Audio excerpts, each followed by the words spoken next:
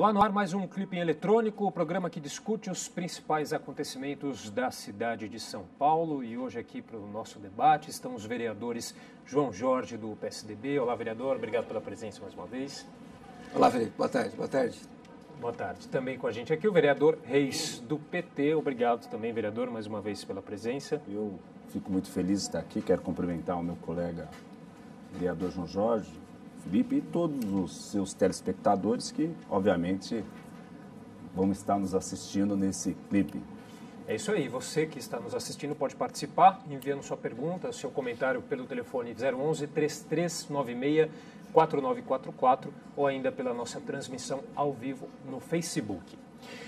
Bom, eu separei aqui para a gente começar o nosso programa para falar da tal da farinata, um assunto que está dando aí pano para manga, bastante falado, que é esse composto alimentício feito a partir aí do processamento, né, de comida próximo da data de validade, que o prefeito João Dória propôs de fazer aí, de encaminhar esse alimento aí nas escolas públicas. Inclusive também acho que para as pessoas aí, moradores de rua, enfim, né. Queria primeiro ouvir a opinião do vereador João Jorge. Quais os benefícios dessa medida, vereador? Olha, na verdade, o assunto acabou gerando uma grande polêmica na cidade de São Paulo. Como eu, honestamente, eu até vejo com naturalidade polêmica, discussão e indecisões de uma prefeitura. Também vejo com alguma naturalidade decisões e anúncios e polêmicas em cima de decisões tomadas pelo prefeito municipal. E especialmente no caso do prefeito João Dória. O prefeito João Dória, e isso é importante dizer, para quem nos assiste e vai entender um pouco mais desse debate e dessa polêmica desse alimento, o prefeito João Dória acabou tornando-se um fenômeno da política brasileira. Não é só a ascensão dele meteórica à Prefeitura de São Paulo e o começo da gestão dele aqui, diferente, é um gestor público diferente, é um homem que trabalha acima do normal, que acorda cedo, que dorme tarde, que trabalha bastante e que gosta de usar redes sociais. E vem o prefeito João Dória em alguns anúncios. Eu vou falar aqui de algumas polêmicas, por exemplo, para chegar à questão da farinata. Quem não se lembra, quando ele resolveu combater as pichações na cidade de São Paulo. Havia quem defendia a pichação, havia quem defendia esses grafites, até inclusive aqui na 23 de maio. Quem não se lembra como era 23 de maio? Grafitada e mal grafitada, pichada. Dá uma passada na 23 de maio hoje. Senhora que está me vendo pela TV agora, dá uma passada na 23 de maio agora e veja aquele corredor verde como ficou. Então, o próprio prefeito João Dória, pela maneira dele se expressar, rápido de se colocar, acaba criando algumas polêmicas. Ele vem, né, junto inclusive com a Igreja Católica, empresas, apresenta lá um composto alimentar, um suplemento alimentar, anuncia que isso pode ser distribuído para pessoas carentes e gera uma polêmica danada. Por quê? Porque é o prefeito que anunciou, porque é um político em ascensão e nós, oposicionistas, que não queremos o Dória, que ele cresça mais além da prefeitura, que ele vá mal à prefeitura de São Paulo, ou que ele não se candidate a um cargo de governo do estado de São Paulo, ou de presidência da República, vamos chamar isso de ração. Aí, de maneira ofensiva, aliás, Dom Odílio Scherer falou isso ontem, que ele mesmo se sente ofendido quando se chama um complemento alimentar de ração humana. Porque a intenção é ofender, a intenção é depreciar, a intenção é criar um fato político contra o prefeito. Quando pode ser uma coisa boa. Eu ainda na Câmara disse ontem, eu às vezes como uma barrinha de cereal. Pô, não seria melhor eu comer arroz, feijão, salada, bife, ovo? Claro que é melhor.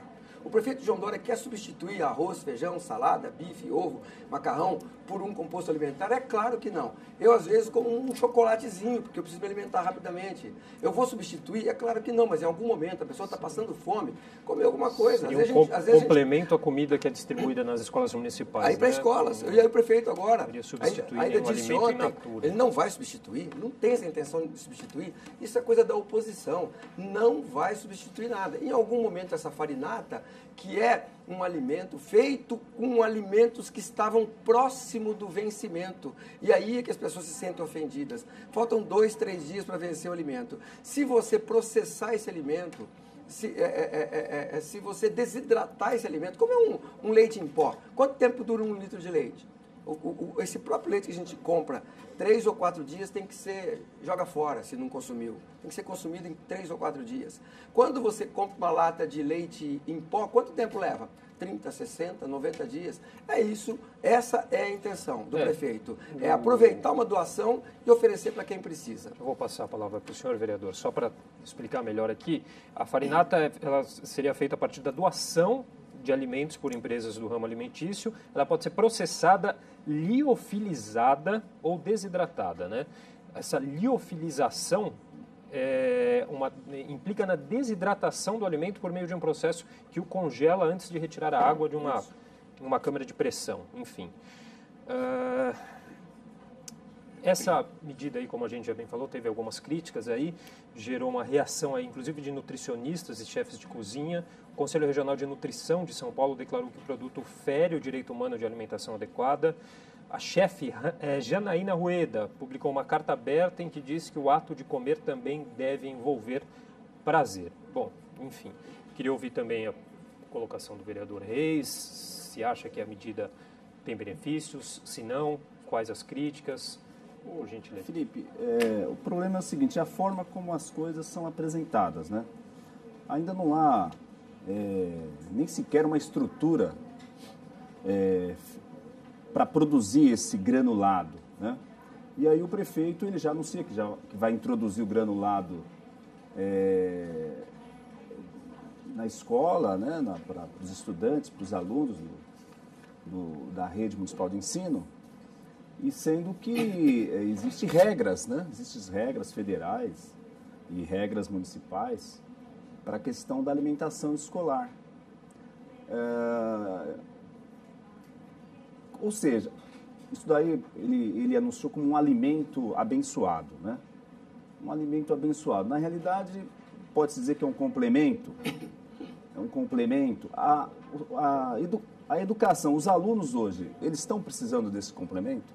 Porque o que se tem notícias é que a alimentação escolar da cidade de São Paulo é uma das melhores do país, né? Inclusive, existem recursos do Fundo de Educação, né? Um Fundo Federal, que repassa recursos para a Prefeitura de São Paulo.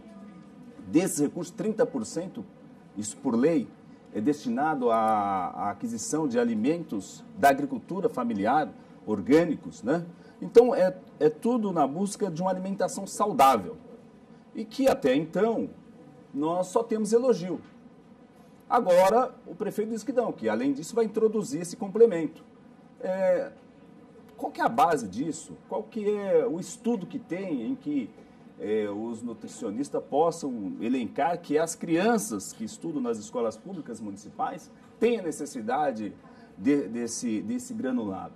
E mesmo a plataforma Sinergia, quando fala sobre o produto, ela diz que são aqueles produtos que estão prestes a vencer nos supermercados, na indústria, que não foram vendidos, e aí eles seriam processados e transformados nessa farinha.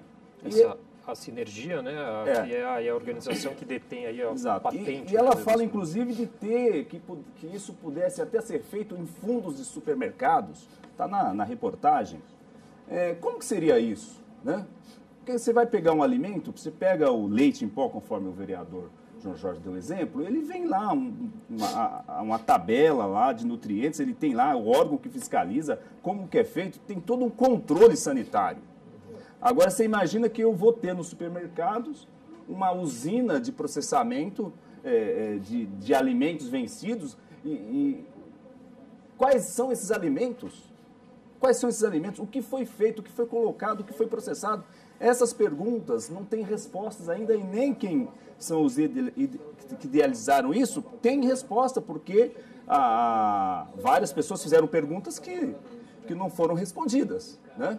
Então, o prefeito ele tem que ter mais cuidado para anunciar essas coisas. Depois que tiver tudo pronto, tudo organizado, olha, tem a indústria que vai processar, como vai se dar, quais os critérios, quais serão as agências reguladoras, como vai ser regulado esse produto.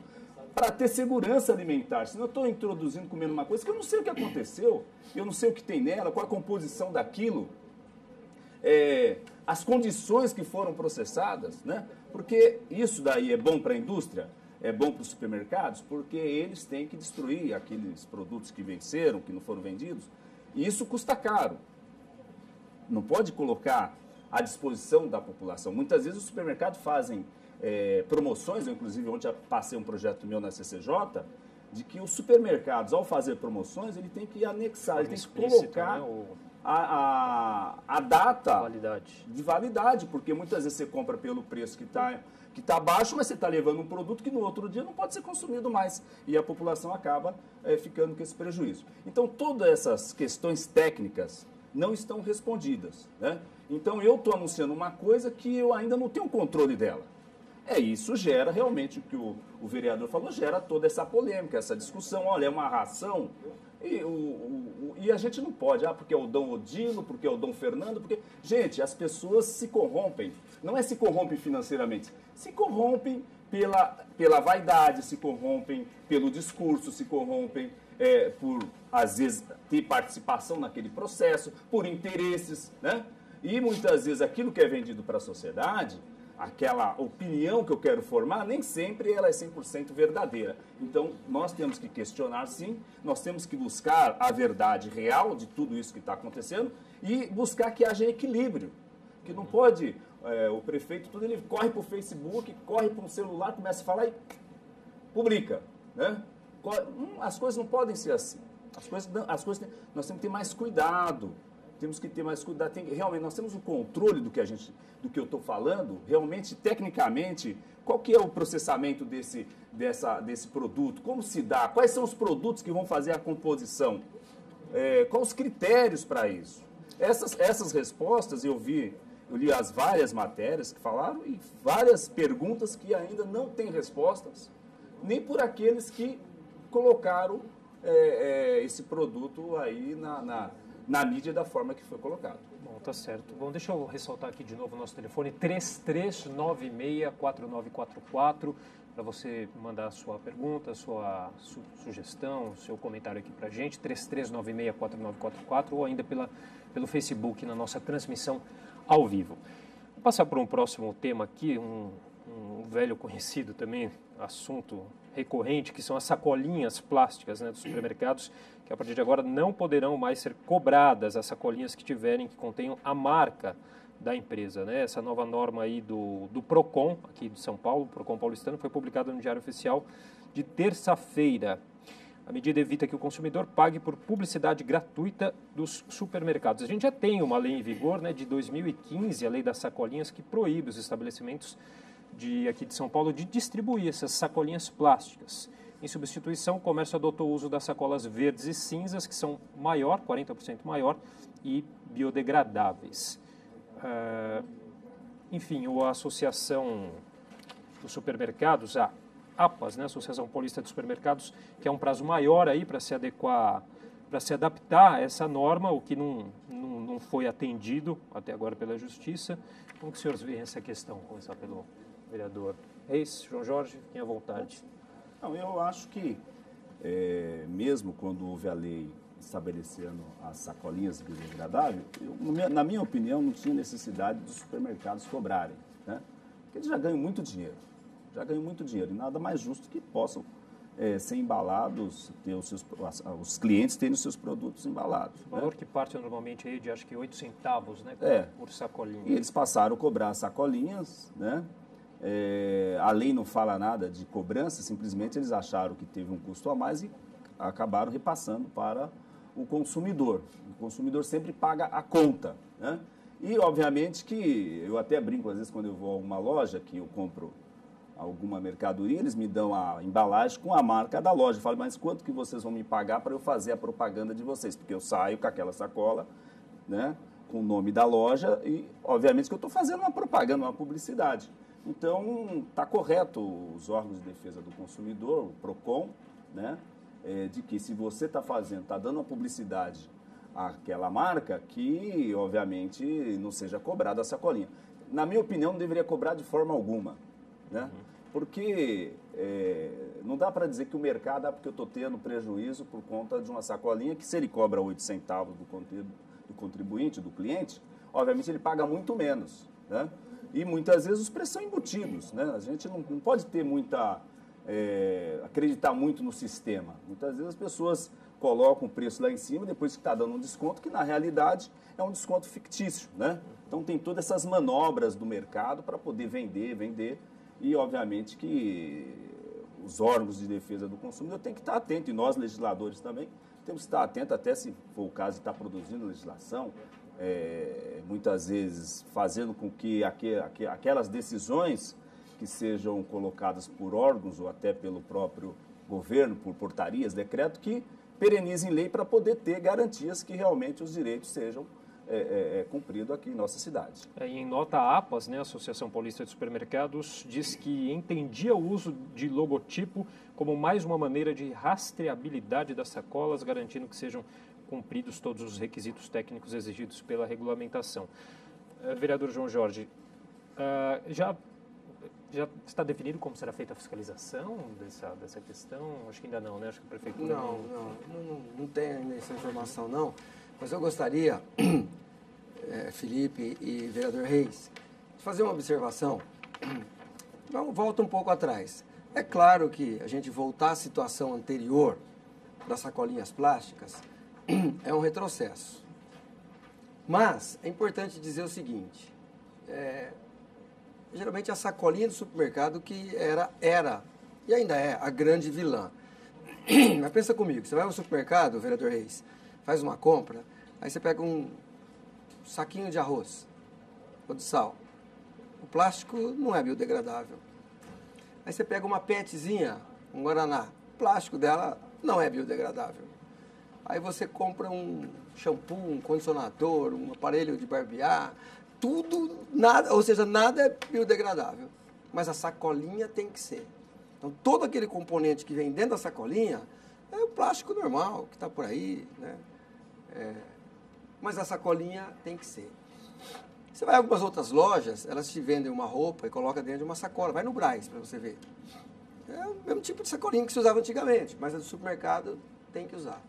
Eu me lembro quando estava mudando a lei, e minha mãe ia ao supermercado, por exemplo, teve uma época que não tinha sacolinha, que tinha que levar, né, houve uma transição aí, você tinha que levar uma sacola de casa, como a gente chamava. Ou comprar uma lá. Ou comprava uma, dessas sacolas de pano, tecido, ou comprar uma lá. E eu dizia, não, mãe, isso aí é por causa da... O pessoal põe o lixo, a gente em casa usa muito com lixo, né? Pegava a sacolinha, colocava o lixo dentro da sacolinha e jogava. E aí ela falou, bom, tudo bem, o que eu estou fazendo agora quando não vem? Eu vou ao supermercado e compro saco plástico não biodegradável para colocar o lixo. E vai para o lixo assim. Então, eu tenho um pouco até de dificuldade de entender o porquê só o supermercado, sendo que para o lixo, agora até pode usar sacolinha de novo, mas para o lixo, em casa, por exemplo, eu tenho lixo menor e a gente usa sacolinha. Mas o lixo maior, você tem que comprar no supermercado, um saco plástico, por exemplo. Então, há um pouco também uma incoerência, de dramalhão, uma incoerência nisso. Aí vem a lei. O correto, vereador Reis, é isso mesmo que o vereador falou. É não cobrar nada. Mas não cobrava até agora, por que se cobra? E no fim acaba tudo indo para o preço mesmo, acaba tudo embutindo no preço mesmo. Mas não devia cobrar nada do supermercado. Segundo o PROCON, o estabelecimento que descumprir a nova lei poderá ser multado de acordo com a gravidade da infração, a vantagem auferida e a condição econômica do fornecedor. Eu tenho uma pergunta aqui que chegou de um telespectador nosso para o vereador João Jorge, do Joaquim Barbosa dos Santos, da Vila Formosa. Ele gostaria de uma explicação do vereador sobre o app de marcação de consulta na rede pública que o prefeito João Dória lançou ou vai lançar. O esse app que serve para as unidades básicas de saúde, né, que se chama Agenda Fácil, né, vereador, e que vai ser lançado aí primeiro em 6 unidades na Zona Oeste e na Zona Norte, é isso? Eu não tenho informação dos primeiros lugares, mas é a facilitação para a marcação de consulta, né? É como tudo hoje, em vez de você procurar o posto, o telefone, Google, e ligar, vai ter um aplicativo que vai marcar a consulta, que é a intenção de dar agilidade. Como o prefeito João Dória prometeu, ele zerou e diminuiu muito o tempo agora dos exames, que tinha uma fila enorme de centenas de milhares de exames. Agora, a ideia também é marcar consultas e fazer exames por aplicativo. A gente abre o celular, escolhe a especialidade ou o posto médico e marca com mais agilidade, sem ter que passar por um telefone. É uma coisa bastante simples e tecnológica, como usa hoje em dia. Ok. Eu só queria falar mais uma questão das sacolinhas. Na realidade, nós temos que incentivar a reciclagem. Aí sim. Reciclagem. Então, obviamente que a sacolinha biodegradável, ela já tem, eu me lembro aqui dos catadores do Bresser, né? Os catadores, como que eles ampliaram bastante assim a questão da reciclagem do lixo. Eles distribuíam os saquinhos de cor diferenciada. Uma certa cor era para lixo orgânico, uma outra certa cor para lixo inorgânico.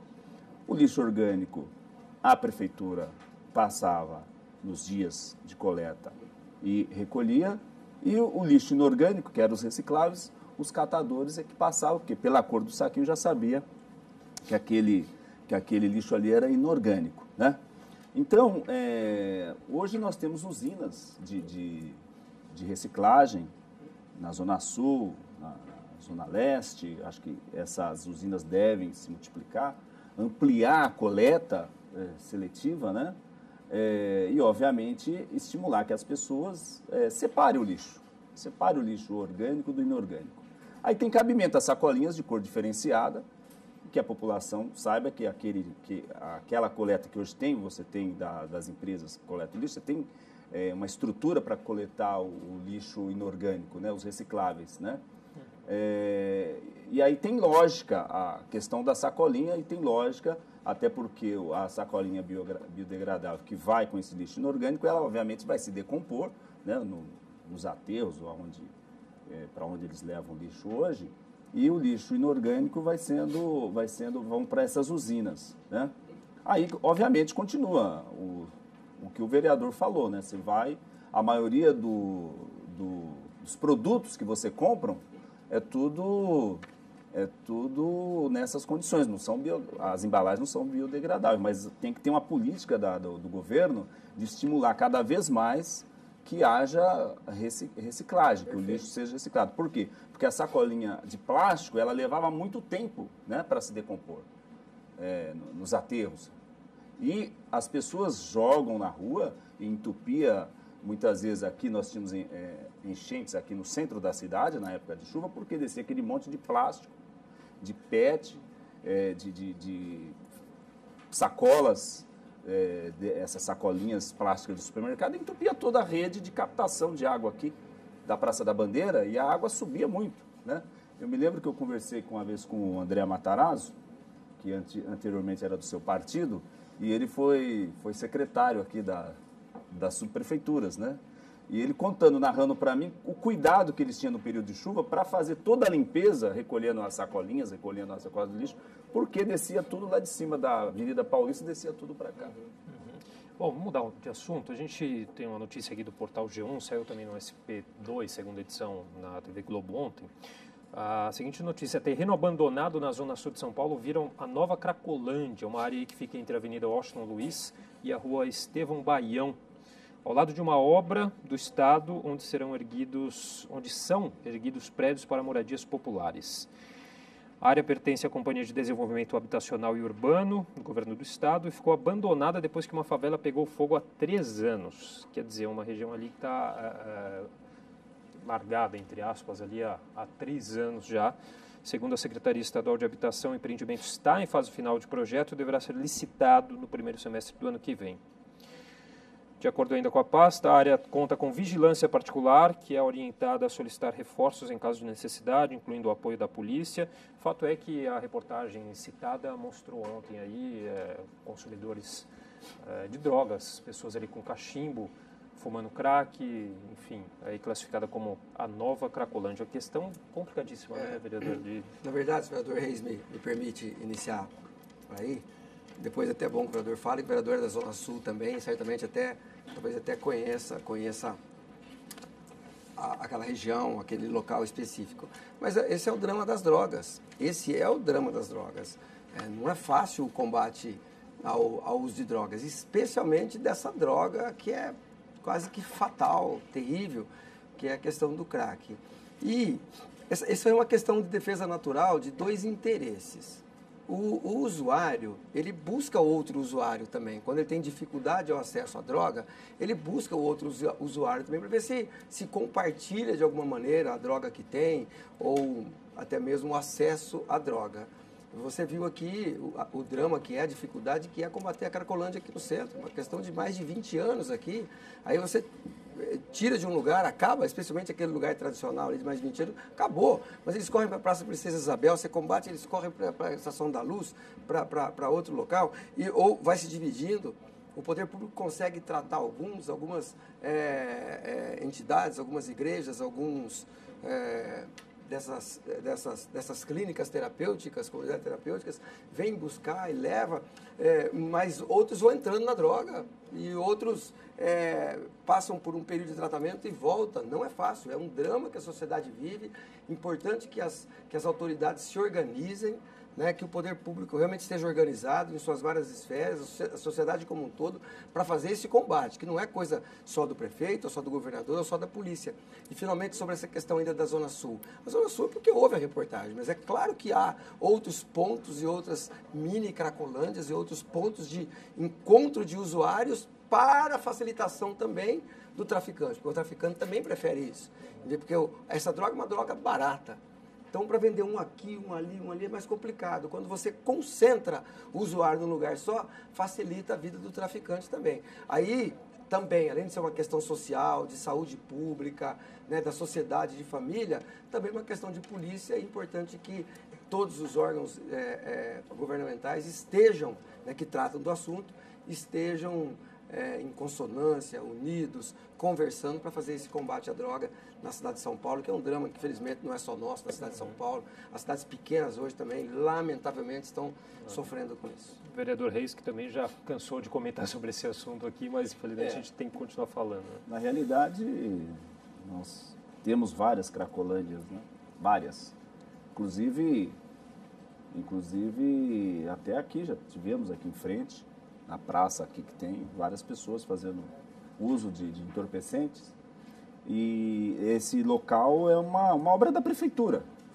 É uma obra da prefeitura que está parada. Uma obra... Então, 3 ou 4 prédios enormes lá que... Do Estado? Do governo do Estado? Não. Tem o terreno que ainda não tem construção é do CDHU. Os prédios que estão lá é da prefeitura. Os prédios que estão em construção lá são prédios que falta o acabamento. A estrutura toda já foi feita, falta dar o acabamento, rebocar, mas infelizmente nós temos centenas de obras paradas, né? Então está se formando ali essa Cracolândia porque está tudo abandonado, né? Mesmo com vigia lá, que tem um vigia, o local até chegou a ser o vigia cercado, não vai né? abordar, o vigia não vai abordar o usuário de droga porque ele vai morrer, né? Ele tem que conviver com essa situação. E depois nós temos que entender que a Águas Espraiadas, ou agora Roberto Marinho, ali sempre foi um corredor de venda de drogas, né? Eu trabalhei no departamento de narcóticos e sei que muitas vezes nós fazíamos diligências ali para prender pessoas que estavam traficando droga. Então ali, Águas Espraiadas, e vem os filhos de bacana também, que às vezes você vê uns carrões parados ali. A própria Rede Globo já mostrou na sua programação, anos atrás, as pessoas vendendo droga para os donos de carrões importados, né? Que vai comprar droga aonde? Aonde que eu vou? Se é uma avenida principal, uma avenida que eu posso passar com o meu carro, dou uma paradinha, já chega alguém e fornece a mercadoria, né? Então, obviamente que tem que ter a repressão, né? Não vamos dizer que tem que ter a repressão forte do Estado, mas hoje o Estado está combalido, né? No que se refere à investigação, no que se refere a patrulhamento, investigação. E agora tem um projeto na Assembleia que vai piorar ainda a situação, que por 2 anos o Estado não vai poder contratar ninguém, né? O projeto que está lá, inclusive que eu quero trazer para discutir aqui na Câmara Municipal. Não vai poder contratar ninguém, nem aumentar salário, nem da segurança, nem da saúde, nem da educação. É um congelamento seguindo aquele projeto do Temer que foi aprovado, que congelou por 20 anos, vai se aplicar a mesma receita aqui no estado de São Paulo. Então, a segurança, eu vejo às vezes o governador falando, não, que nós estamos investindo. Vamos... Gente, nós temos 93 distritos na capital. São 93 delegacias de polícia. Apenas 27 funcionam regularmente. Apenas 27 funciona todos os dias. Os demais abrem só no horário de expediente. Fecha à noite, fecha domingo, aos sábados, nos feriados. E não tem mais equipes de investigação. Você vê, a delegacia que eu sou lotado, lá no Campo Limpo, quando eu fui para lá em 96, nós éramos mais de 40 investigadores, hoje tem 8. Olha, de 40 cair para 8? O que aconteceu? E isso em 96, nós estamos em 2017, a população só aumentou. A população aumentou cerca de 35% de 96 até agora, em 2017. Então, o Estado investigador, o Estado que tem que fazer a repressão, ele está combalido. Ele praticamente está inexistindo. Então, isso vai fomentando, porque tem usuário, tem vendedor. Vai fomentando os grupos que vendem, que ganham dinheiro, que ganham muito dinheiro com isso. Os investidores da droga. Existem investidores, pessoas que não põem a mão, mas investem e têm grande lucratividade. Então, se você não investir em inteligência, não investir num aparelho do Estado para poder conter isso, só cada vez mais vão drogando os jovens, porque eles não vão oferecer droga para você, nem para mim, nem para o vereador, que nós não vamos entrar nesse submundo. Mas as crianças, as escolas, né, os garotos de 12, 13, 14, 15 anos, é o alvo principal do tráfico. Porque precisa se formar um público consumidor. Um público que vai depois praticar furtos, começa os furtos dentro de casa, pegando as coisas do pai, e vai aumentando para poder usar a droga, para poder comprar a droga. Essa é a lógica do tráfico. Então, você tem que educar. Obviamente que a Polícia Militar ela tem um papel fundamental nisso, ela tem, através do PROERD, ela tem feito nas escolas, mas ainda é pouco, é muito pouco, né? Mostrando para os professores, para os alunos, os danos que a droga pode promover na sociedade. Tá, né? Certo. Vamos passar para o próximo, acho que dá tempo de a gente falar de um próximo assunto aqui, uma notícia também que está no G1, portal G1, que é a seguinte: ciclistas terão que fazer cadastro para estacionar as bicicletas nos 28 terminais de ônibus de São Paulo. Para impedir os roubos nos bicicletários dos terminais de ônibus, a SP Trans implantou um novo sistema de acesso para aumentar o controle e garantir a segurança das bicicletas. O novo sistema, que está em operação nos terminais de ônibus Amaral Gurgel, Campo Limpo e Cidade Tiradentes, será adotado em todos os 28 terminais da cidade. As bicicletas serão estacionadas apenas por um controlador de acesso ao bicicletário para impedir a circulação de terceiros no local. Ao todo, a SP Trans disponibiliza aí 2.002 vagas nesses terminais de ônibus municipais e nas 7 estações do Expresso Tiradentes. É natural, né, Felipe? É uma necessidade, isso é uma questão de segurança.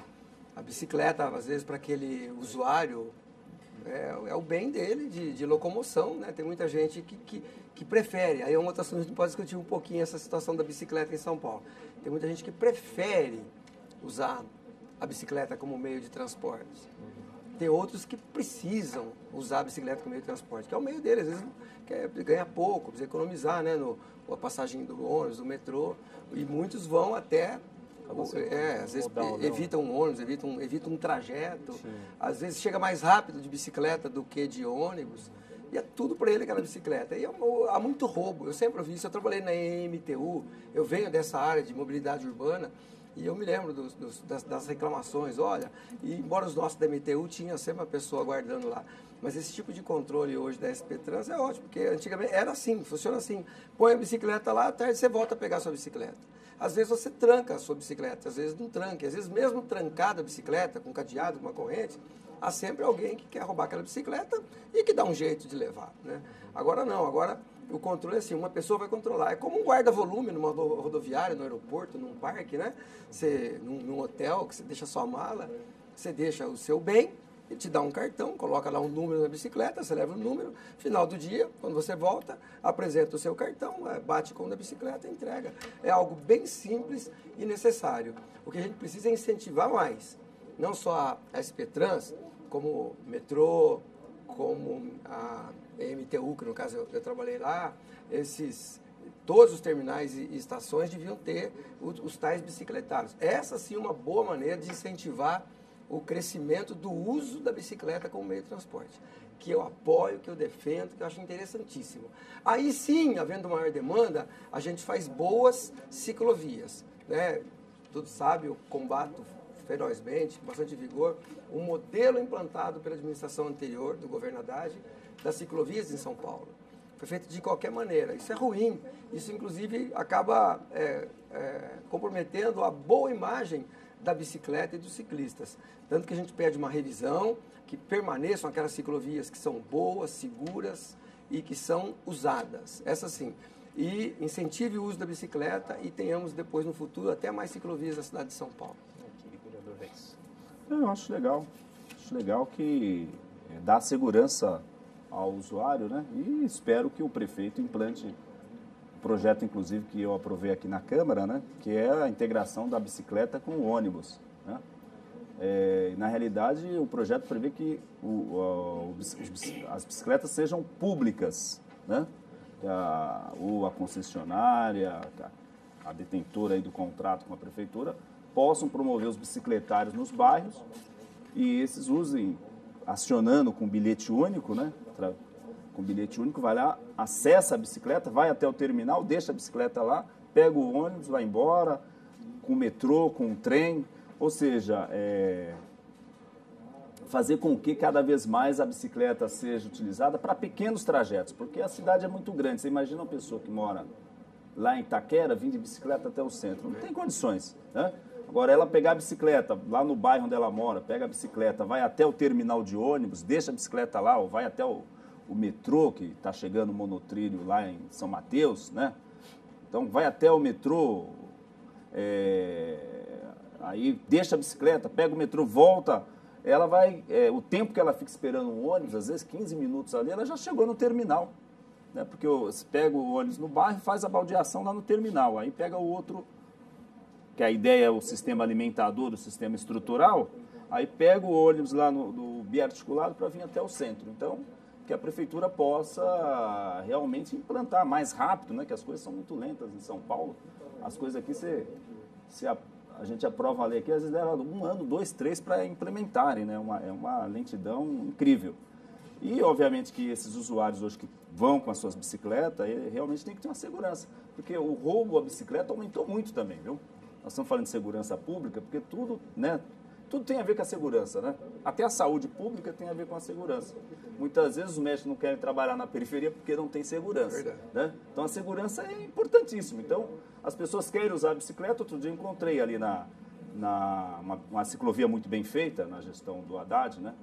Na Kennedy, não sei se você conhece ali a Kennedy, ou a antiga Atlântida. E tava chorando a menina lá porque o cara falou, ele tomou a bicicleta dela. Na mão grande. Na ciclovia. Na ciclovia, né?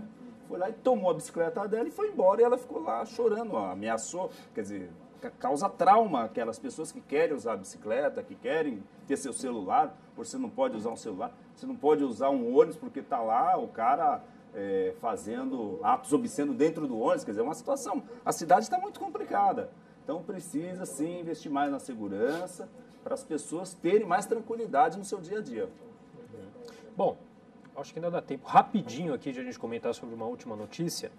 Que é uns 10 minutos. Não, deve ser uns 3, 4 minutos. Tem que ser bem rapidinho. Multa de trânsito poderá ser paga no cartão de crédito. Acho que é uma iniciativa que ainda está em estudos, né, se eu não me engano, mas que pretende aí...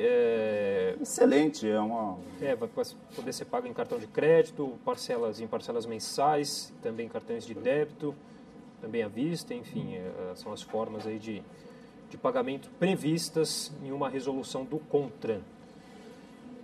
Eu acho ótimo, né? Porque muitas vezes as pessoas não têm como pagar, né, as multas em uma tacada só e não licenciam os seus veículos. Nós temos milhares de veículos em São Paulo que não estão licenciados.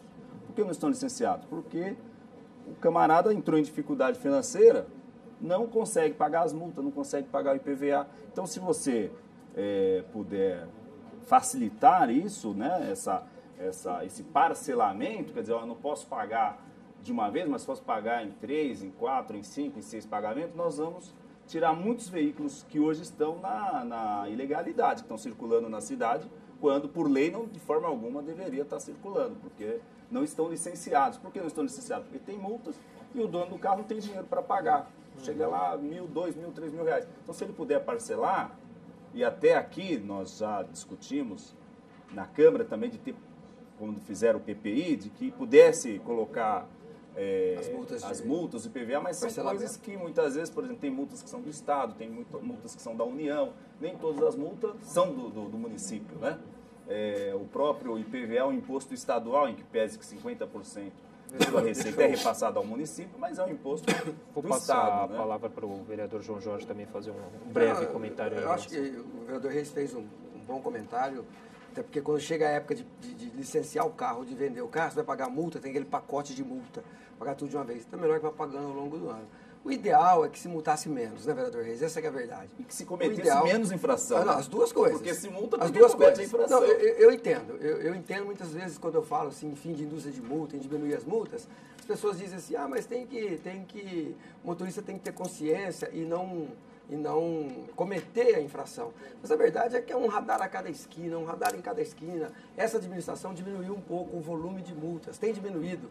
No primeiro semestre caiu 13% ou 14% em relação ao ano anterior. Mas o melhor é que diminua um pouco mais e que investamos um pouco mais em educação no trânsito. Tá certo, senhores. Mais educação e menos multa. Esse é o ideal. Tá certo. Bom, queria agradecer a participação, vereador Reis, vereador João Jorge. Muito obrigado mais uma vez pela participação em mais um Clipe Eletrônico. Obrigado a você que nos acompanhou em mais um Clipe Eletrônico. Você fica agora com a sessão plenária. TV Câmara São Paulo, a política da cidade passa por aqui.